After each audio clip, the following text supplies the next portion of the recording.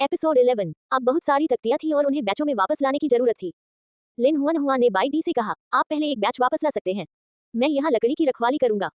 By D इससे सहमत नहीं थी। जंगल में ये खतरनाक है, मैं तुम्हें यहाँ अकेला नहीं छोड़ सकता, मेरे साथ आइए, आपको लकड़ी की रखवाली करने की जरूरत नहीं है, अगर ये तख्तियां चोरी भी हो जाए तो भी कोई फर्क नहीं पड़ता। नहीं, तुमने इस सारी लकड़ी को काटने के लिए कड़ी मेहनत की, मैं तख्तों को चोरी नहीं होने दे सकता। लिन हुआन हुआन के शब्दों ने बाई दी के दिल को गर्म कर दिया। उसने बेबसी से उसकी ओर देखा। मैं सचमुच नहीं जानता कि तुम्हारे साथ क्या करूं। वह लिन हुआन हुआन को पेड़ पर ले गया, फिर उसकी बाहों में हाथी का चाकू और मीठे फलों का एक थैला भर दिया। यहाँ रहो और हिलो मत, मैं जल्द ही वापस आऊंगा। लिन हुआन हुआन ने धीरे से सिर हिलाया। ठीक है। बाई दी तख्तों का एक जत्था लेकर दौड़ पड़ी। लिन हुआन हुआन ऊब महसूस करते हुए पेड़ पर अकेली बैठी थी। वह भीड़ की खाल से सचित्र पुस्तक ले आई और पढ़ते समय मीठे फल खाए। वह अपने तीसरे मीठे फल पर थी जब एक विशाल चित्तीदार मकड़ी अचानक आसमान से गिरी और भेड़ की खाल से चित्रित पुस्तक पर जा गिरी। यह मकड़ी 1 मीटर से अधिक चौड़ी थी और चमकीले लाल धब्बों से ढकी हुई थी। इसने अपना खूनी मुंह खोला और लिन हुआन हुआन की ओर झपटा।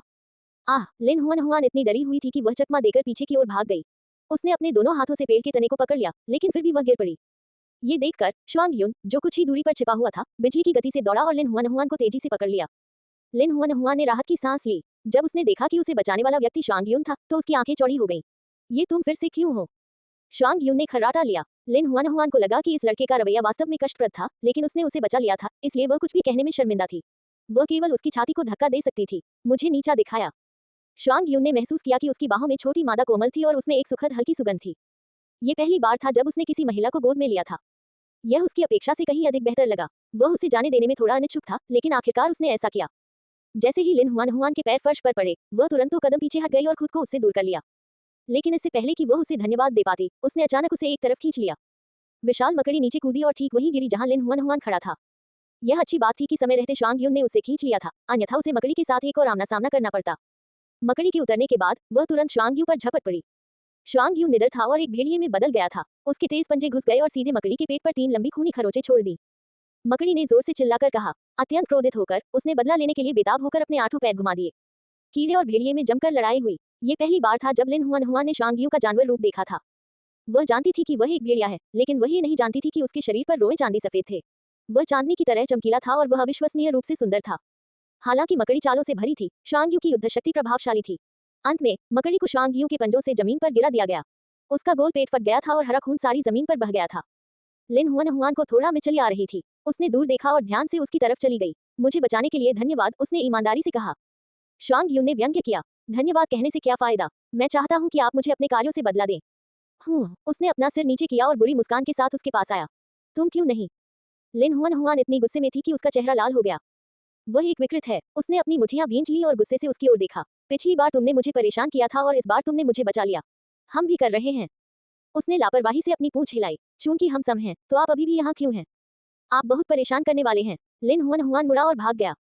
जब वह बहुत दूर थी, शुआंग यू ने अपने पंजे दिखाए जो मकड़ी के खून से सने हुए थे। खून बेहद जहरीला था और उसके पंजे अजीब गहरे बैंगनी रंग में बदलने लगे थे। शुआंग यू ने अपनी गहरी हरी आंखें नीची की और खुद पर हंसा। अप्रत्याशित रूप से वह, जो आमतौर पर भयंकर दिखता था, एक मकड़ी के हाथों मरने वाला था। अगर उसके कबीले के अन्य लोगों को इसके बारे में पता चला, तो वे निश्चित रूप से उस पर हंसेंगे। उसने अपनी आंखें बंद कर ली, शांति से मरने के लिए तैयार हो गया। अचानक उसके पास कदमों की आहट सुनाई दी। शुआंग यू ने तुरंत अपनी आंखें खोली और ध्वनि की दिशा में देखा। उसने देखा कि वह मादा, जिसे बहुत दूर चले जाना चाहिए था, वास्तव में वापस आ गई थी। अचानक उसके अंदर भावनाओं का एक अकथनीय मिश्रण उमड़ पड़ा। हालांकि वह अभी भी नाराज लग रहा था। तुम वापस क्यों आए? मुझे मत बताओ कि आपने इस पर विचार कर लिया है और योजना बना रहे हैं। लिन हुआन हुआन ने इस कष्टप्रद साथी को नजरअंदाज कर दिया। उसने फर्श से कुछ उठाया। वह इतनी जल्दी में थी कि वह वास्तव में इस महत्वपूर्ण चीज को पीछे छोड़ आई थी। उसने ध्यान से किताब दूर रख दी और मुड़ने ही वाली थी, तभी उसे एहसास हुआ कि शुआंग युन ठीक नहीं लग रही थी। लिन हुआन हुआन अंततः झुकने से पहले एक पल के लिए झिझकी। क्या गलत? शुआंग युन ने उसकी ओर देखा। तुम मेरे इतने करीब क्यों हो? क्या आप नहीं जानते कि मुझे महिलाओं से नफरत है? लिन हुआन हुआन ने अपनी आंखें घुमाई। अगर इस आदमी ने उसे बचाया नहीं होता, तो उसने मुट्ठी भर पत्ते पकड़ लिए होते और उन्हें उसके परेशान करने वाले मुंह में भर दिया होता। हालांकि शुआंग युन ने अपने पंजे छिपाने की पूरी कोशिश की, लेकिन लिन हुआन हुआन को कुछ गड़बड़ नजर आई। उसने पूछा, क्या तुम्हें जहर दिया गया है? वह मुड़ गया। इससे आपका कोई मतलब नहीं। लिन हुआन हुआन उसके पंजों को करीब से देखना चाहता था, लेकिन उसने उसे अपनी पूंछ से दूर धकेल दिया। दूर रहो मुझसे। लिन हुआन हुआन ने धीरे से उसकी ओर देखा और फिर भीड़ की खाल से सचित्र पुस्तक को अपनी बाहों में लेकर भाग गई। जब शुआंग युन ने देखा कि वह कैसे बिना पीछे देखे चली गई, तो उसे अचानक भारी निराशा महसूस हुई। निश्चित रूप से सभी महिलाएं समान रूप से निर्दयी और निर्दयी थीं। भले ही वह उनके लिए अपना जीवन दे दे, लेकिन वे इससे बिल्कुल भी प्रभावित नहीं होंगे। उसकी गहरी हरी आंखें जल्दी ही धुंधली हो गईं और उसका चांदी सफेद फर धुंधला हो गया और ऐसा लगने लगा कि वह धुंध में ढका हुआ है। उनके पिता की मृत्यु एक महिला के कारण हुई थी, अब उसके साथ भी वही होने वाला था। हालांकि वह थोड़ा क्रोधित था, लेकिन दोबारा विचार करने पर परिणाम उचित लगा। उन्होंने ये रास्ता चुना था, उसने उसे बचा लिया, वह मरने लायक था। श्वांग यून का सिर उदास हो गया, उसकी दृष्टि धुंधली हो गई और उसका शरीर ठंडा हो गया। वह जानता था कि वह मरने वाला है। यह विचार कर वह निराशा में पड़ गया। लिन हुआन हुआन मुट्ठी भर घास लेकर वापस भागी। इस समय तक श्वांग यून बेहोश था और आसन खतरे में था।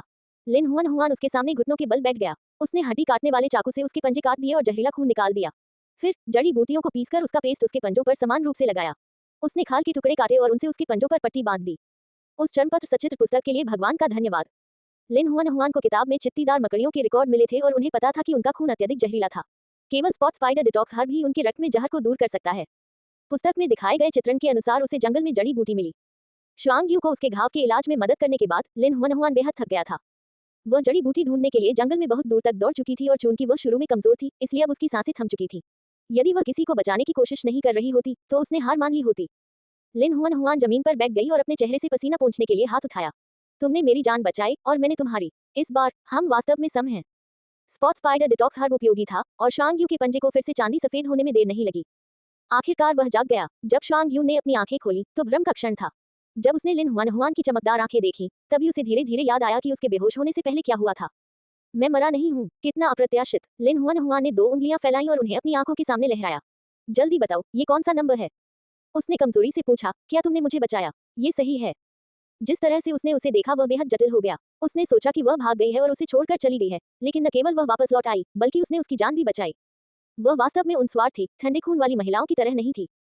उसने अपनी गहरी हरी आंखें नीची की और फुसफुसाया, धन्यवाद। क्या कहा आपने? आपकी आवाज बहुत धीमी है, मैं इसे स्पष्ट रूप से नहीं सुन सकता। लिन हुआन हुआन ने अपने कान बड़ा चढ़ाकर रख लिए। श्वांग यून के कानों की नोकें थोड़ी लाल हो गईं। मैंने कहा, तुम मूर्ख हो। लिन हुआन हुआन को मात नहीं देनी थी। तुम्हें अभी अभी एक बेवकूफ ने बचाया है, इसका मतलब यह है कि तुम मूर्ख से भी अधिक मूर्ख हो। मैंने आपसे मुझे बचाने की भीख नहीं मांगी। लिन हुआन हुआन इतनी गुस्से में थी कि वह पीछे की ओर गिर पड़ी। मुझे तुम्हें नहीं बचाना चाहिए था। बाई दी आखिरकार लौट आई। लकड़ी वापस लाने में मदद के लिए वह कुछ भेड़ियों को भी लाया था। उन्हें यहाँ श्वांग यून से सामना होने की उम्मीद नहीं थी। लिन हुआन हुआन ने बताया कि क्या हुआ था। यदि श्वांग यून वहां नहीं होता तो उसकी छोटी मादा मकड़ी ने उसे खा लिया होता। उन्होंने श्वांग यून से गंभीरतापूर्वक कहा, मेरे साथी को बचाने के लिए धन्यवाद। मैं इस उपकार को याद रखूंगा। भविष्य में जब तक आपको मेरी सहायता की आवश्यकता होगी, मैं निश्चित रूप से अपना सर्वश्रेष्ठ प्रयास करूंगा। लेकिन श्वांग यून थोड़ा नाखुश था। ऐसा इसलिए था क्योंकि वह बता सकता था कि हालांकि बाई दी उसकी आभारी थी, लेकिन वह गुप्त रूप से उसे चेतावनी भी दे रही थी कि उसे लिन हुआन हुआन पर हमला करने के बारे में सोचना भी नहीं चाहिए। Bai Di Lin Huan Huan से कहीं अधिक तेज थी। जैसे ही उसने श्वांग यून को देखा, वह बता सकता था कि भेड़िया उसकी छोटी मादा के प्रति गलत इरादे रखता था।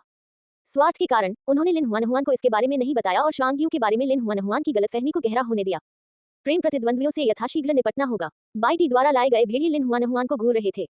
उसने जानवरों की खाल की पोशाक पहनी हुई थी और उसका सुडौल शरीर, साथ ही गोरा और प्यारा रूप, उनके दिलों की धड़कनें बढ़ा रहा था।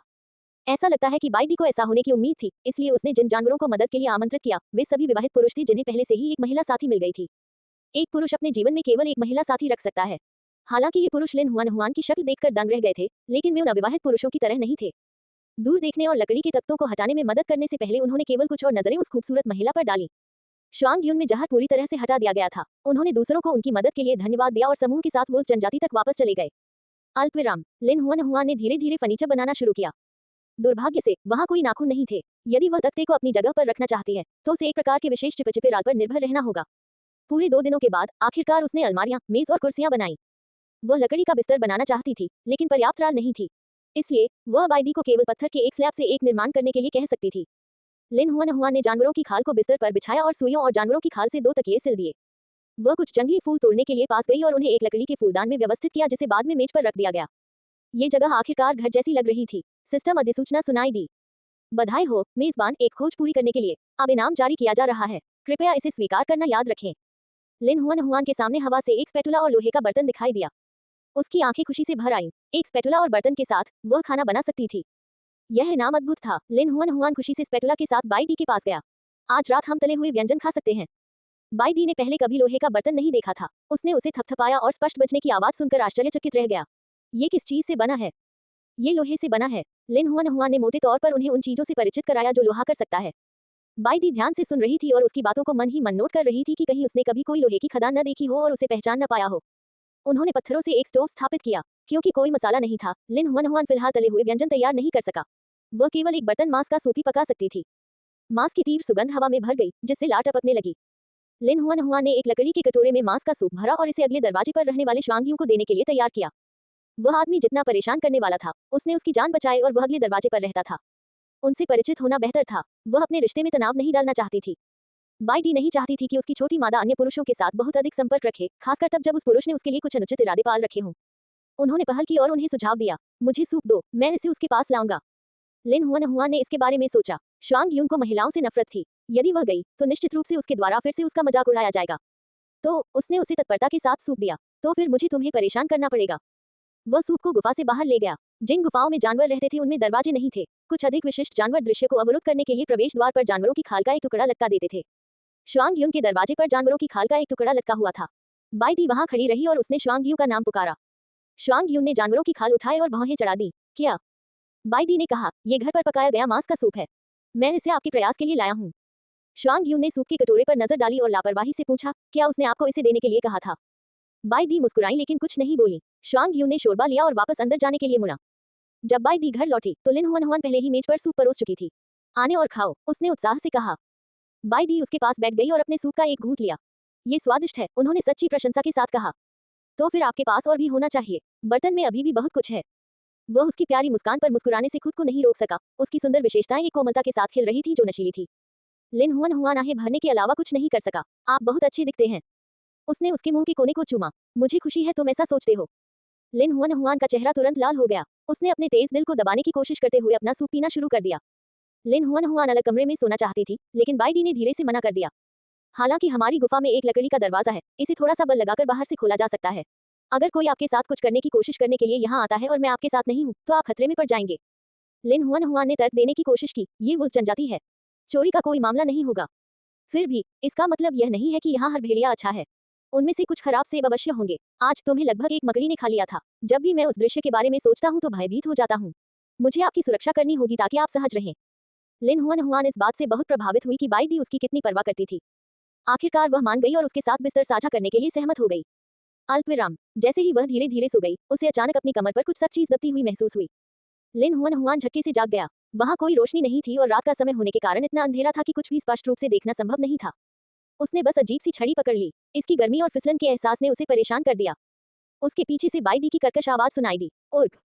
ऐसा लग रहा था जैसे वह किसी चीज को दबाने की कोशिश कर रहा हो, जैसे वह दर्दनाक भी हो और सुखद भी। लिन हुआन हुआन के दिमाग में एक विचार कौंधा और वह अचानक समझ गई कि क्या हो रहा था। मानो बिजली गिर गई हो। उसने तुरंत जाने दिया और घबराकर माफी मांगी। मैं मुझे क्षमा करें, मुझे नहीं पता था कि यह आपका था। आपका। वह आखिरी शब्द कहने के लिए खुद को तैयार नहीं कर सकी। उसने उसे पीछे से गले लगाया और उसके कान पर हाथ फेरा। ये ठीक है, उसने कहा। उसकी आवाज धीमी और चुलबुली थी। मुझे आपके द्वारा थामे रहना अच्छा लगता है। यह आरामदायक है। लिन हुआन हुआन का चेहरा पहले ही लाल हो गया था। उसने कांपते हुए कहा, बेहतर होगा कि मैं अगले दरवाजे पर जाकर सो जाऊं। अगला दरवाजा? क्या आप श्वांग यून के साथ सोने जा रहे हैं? क्या आप उसे पसंद करते हैं? वह उसके कान के करीब था और वह उसकी गर्म सांसों को अपनी त्वचा पर महसूस कर सकती थी। रात के अंधेरे में वह स्पष्ट रूप से देख सकता था कि उसकी बाहों में छोटी मादा कितनी आकर्षक थी। उसके दिल में दबी हुई इच्छाएं बाहर आ गईं, जिससे उसकी जो थोड़ी सी तार्किकता बची थी वह खत्म हो गई। लिन हुआन हुआन इस समय अपनी अभिव्यक्ति स्पष्ट रूप से नहीं देख सके। रात के कारण उसके लिए कुछ भी देखना असंभव हो गया।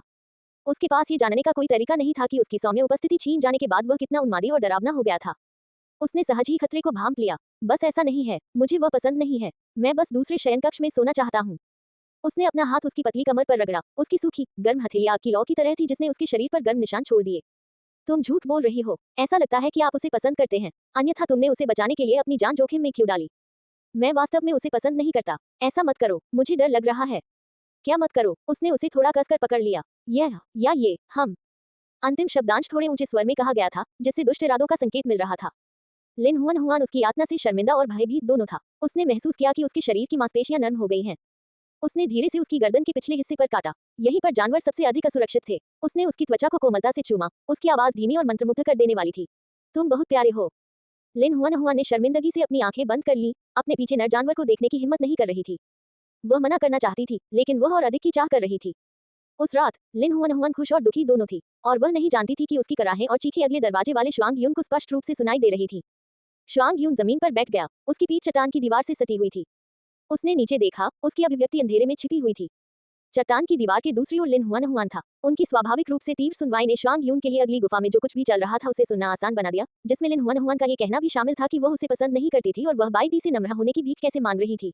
वह उसकी मीठी मोहक कराहें बार बार सुन सकता था। जब शांग यून ने लिन हुआन हुआन को ये कहते हुए सुना कि वह उसे पसंद नहीं करती, तो वह क्रोधित और परेशान हो गया। लेकिन उसकी कराहों ने उसे अपना गुस्सा भुला दिया। वह और भी अधिक वंचित हो गया। उन्होंने त्यागपत्र देते हुए अपनी आंखें बंद कर ली क्योंकि भारी क्षति की भावना ने उन्हें घेर लिया था। काफी देर बाद उसने फिर आंखें खोली। उसकी गहरी हरी आंखें धूमिल थीं। अपने मालिक द्वारा छोड़े गए किसी पिल्ले की भांति उसने दयनीय स्वर में पुकारा, हुआन हुआन, अल्पविराम। लिन हुआन हुआन अगले दिन देर से उठे। उसे साफ कर दिया गया था और उसके नीचे की खाल को साफ खाल से बदल दिया गया था। सब कुछ अच्छी तरह से साफ किया गया था, जैसे कि पिछली रात की अंतरंगता सिर्फ एक सपना थी। वह और बाई दी पूरी दूरी तक नहीं गए थे, लेकिन उसने उसे हर जगह छुआ और चूमा था। ये सोचकर वह शर्मा गई। लिन हुआन हुआन ने अपने जलते हुए गाल को छुआ और अपने कपड़े पहनने और बिस्तर से उठने से पहले कुछ देर तक शून्य में देखती रही। बाई डी ने उस सूप को गर्म किया जो उन्होंने कल रात खत्म नहीं किया था और उसे लिन हुआन हुआन के पास ले आई। जैसे ही लिन हुआन हुआन ने उसे पास आते देखा, उसे याद आया कि कल रात क्या हुआ था। वह न चाहते हुए भी शर्मा गई और उसकी ओर देखने से बचती रही। जब उसने ऊपर देखा तो उसने जल्दी से लकड़ी का कटोरा पकड़ लिया और सूप पी लिया। उसने उसकी ओर देखने से बचने के लिए इसे एक बहाने के रूप में इस्तेमाल किया। बाई दी ने धीरे से उसकी ओर देखा। मैं बाद में शिकार के लिए बाहर जा रहा हूँ। अगर तुम्हें किसी चीज की जरूरत हो तो मुझे बताओ और मैं उसे तुम्हारे लिए वापस लाऊंगा। ये सुनकर कि वह बाहर जा रहा है, लिन हुआन हुआन ने तुरंत लकड़ी का कटोरा नीचे रख दिया और उत्सुकता से उसकी ओर देखा। क्या आप मुझे अपने साथ शिकार पर नहीं ले जा सकते? तुम्हारे लिए शिकार करना बहुत खतरनाक है। मैं पूरे समय आपका ख्याल नहीं रख पाऊंगा। आप यहाँ सुरक्षित रहेंगे। मैंने म्यूजियांग से आपका ख्याल रखने के लिए कहा है। वह वुल्फ जनजाति की एक महिला है और लगभग आपकी उम्र की है। आप दोनों को आसानी से दोस्त बनने में सक्षम होना चाहिए। पिछली बार जब वह जंगल में खतरे में थी तो उसने सबक सीख लिया था। जब तक जरूरी न हो, वह उसे दोबारा जंगल में नहीं जाने देगा। लिन हुआन हुआन को पता था कि वह बहुत कमजोर थी। अगर वह उसका पीछा भी करती तो भी उसे ज्यादा मदद नहीं मिलती। कभी कभी वह बोझ भी हो सकती है। उसने निराशा से अपना सिर नीचे झुका लिया। ठीक है, उसने उदासी से सहमति जताते हुए कहा। उसने उसके सिर पर हाथ फेरा। दुखी मत हो, मैं जल्द ही वापस आऊंगा। मैं तुम्हारे लिए वे सुगंधित और कुरकुरे फल लाऊंगा। मुझे वे फल नहीं चाहिए, मुझे ये कुछ चीजें चाहिए। यदि तुम उन्हें देखो तो उन्हें मेरे लिए वापस ले आओ। उसने भीड़ की खाल से सचित्र पुस्तक निकाली और उसे दिखाने के लिए कई पौधे चुने जिनका उपयोग मसाले के रूप में किया जा सकता था। बाई दी को उन पौधों के चित्र याद हो गए। उसने अपना बचाव करने के लिए लिन हुआन हुआन के लिए हड्डी वाला चाकू छोड़ दिया और अनिच्छा से जाने से पहले उसे कई अनुस्मारक दिए। यदि ऐसा न होता कि उसे सर्दियों के लिए भोजन का भंडारण करना पड़ता, तो वह अपनी छोटी मादा के पास ही रहता और कभी नहीं जाता। बाई डी के जाने के कुछ देर बाद म्यूजियांग आया। वह एक बहुत ही युवा मादा भेड़िया थी और उसकी त्वचा थोड़ी काली पड़ गई थी। हालांकि उसकी आंखें बहुत चमकीली थीं और उसकी मुस्कान बहुत उत्साहपूर्ण थी।